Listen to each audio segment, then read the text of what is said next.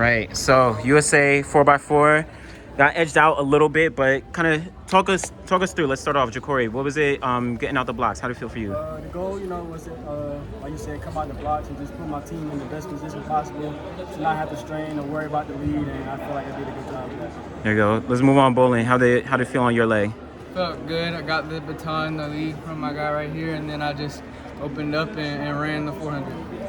You passed it to the new man, Noah. What was it on your leg? How'd you feel out there? To be honest, I felt easy and relaxed, but it's funny, you train so much outdoor in lane one, but then you come in indoor, and I'm talking to the boys over here, and we're like, gosh, that coming off that turn, it ain't fun. It's really not banked that well.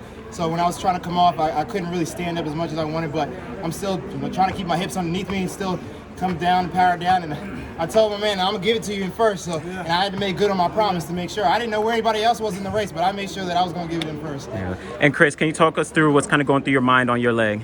Well, I watched my teammates do a phenomenal job in their position, and I was more so focused on, just trying to finish strong.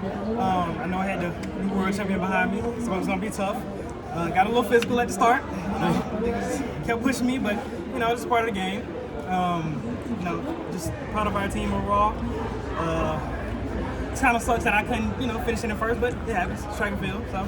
Makes you hungry. Back to the drawing board. Oh yeah. Makes you real hungry. Oh yeah. Yes, sir. When did you decide to run? I told Mike back at USA is that I'd be open if you need me, and then after the 60, we went back to the hotel, and my coach let Mike know that, again, if you need me, I'm open, and I've been training for it, and I'm very well within my parameters if you need it. He said he wouldn't know anything until after the first round. I made sure that I warmed up today in the morning, and that's why a lot of people were watching me warm up. I had to do a shakeout regardless, but I wanted to make sure that if I was called, if at any point, I'd be ready. And after the first round, the prelims, I got the call midday, and I was like, all right, let me finish my lunch so I can make sure I'm ready. Did they give you any explanation for why you were subbed in for either Dewa or for Bassett? No, I didn't get any explanation. I just got the call from Coach B, and I told him I'd be ready. Have you heard about Fred Kerley's comments? He's quite upset. He says he called USATF playing favoritism, yell like puppets, yes men. I mean, he could be here, but he ain't. So if he's mad at that, then come on out here. I know you were quickest on that third leg. Do you think you laid down a marker there for Paris?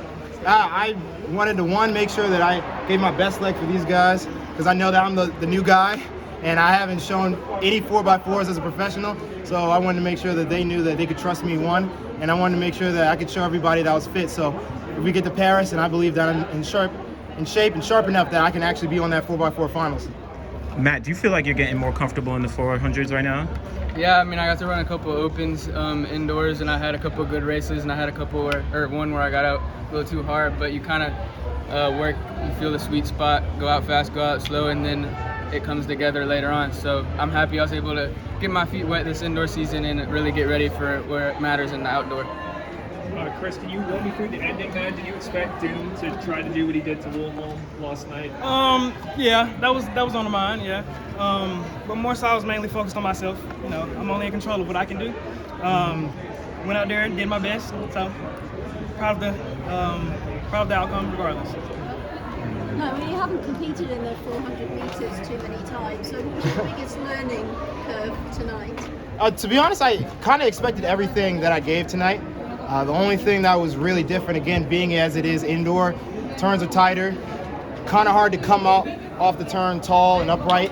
So that was a little bit, of a shake, but I know outdoor, that's a completely different scenario. So truthfully, I believe that everything I've proved today is a really good telling of, one, how good a shape I am and how versatile I'm able to be when it comes to just being a sprinter as a whole. Will you run any 400s outdoors, or was this the sort of... Yeah, I think it was a situation where I was either going to be able to prove it here, or we were going to go to Tom Jones or Florida Relays and run a 400 there. But now that I feel that we've been able to prove ourselves here, we're going to leave that as it is, knowing that as the season goes on, I'll get stronger and faster. It was 45-6, I think, on the split. How do you feel about that? I feel very confident. I wanted to make sure that I at least put down a 45-5 split or faster. So here, 45-6. I feel very confident in that. 2 silver medals for you. I mean, would you say it's a disappointment? Hey, I wanted to come in here with some golds, but I'm not disappointed. This is my first World Relays. This is a very new team. And to be honest, I'm very excited to what all these guys are going to be able to put down. Seeing the new generation come through is extremely exciting. I remember when me and my brother first turned pro, and we were the only ones to do it. Now I'm looking at all these guys, and they're doing stuff that me and my brother could only had hoped to do at our age. So every time I look back, I'm like, wow, they're better. I got to keep on my guard. And I'm very confident that each time that these guys step on the track, they're going to be better than the next time or the last time that they showed up. Before the race, did you tell them anything specific?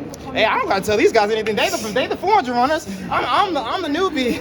They got to tell me what I need to be ready for.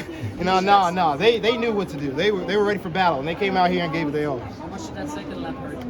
The second lap? Not as much. Like I said, I train a lot for this. If it wasn't for the turns, my hips kind of got behind me. But I feel that if we were outdoor, it would have been a lot easier to keep my hips underneath me and be able to, come on even a little stronger than that. But, I got to the first lap and I'm like, okay, I don't really know what pace that is, but it felt pretty smooth. And as I'm going in, my coach just said, once you come off that third turn, make sure you just start building into it. And that's what I made sure I did. Jakori, real quick, do you I know you ran 200s a lot your last season at Florida. Do you plan to stick with the 400, or will you dip back and forth? Yeah, I think this year, just looking at everything within the past 2 years, I think going back to the 400 is the best option right now. I'll probably run some 1s and 2s every now and again, but the main focus will definitely be the 400.